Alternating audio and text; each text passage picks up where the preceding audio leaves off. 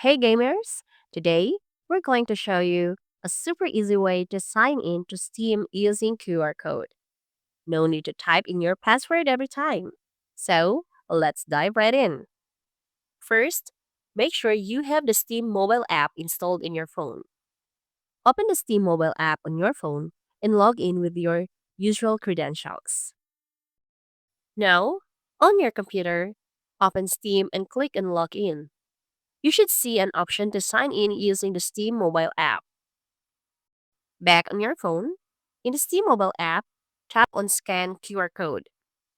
Point your camera at the QR code on your computer screen. The app will automatically scan it. And that's it. You've successfully logged in to Steam using the QR code. It's fast, secure, and hassle-free. If you found this video helpful, please like and share and don't forget to subscribe for more videos.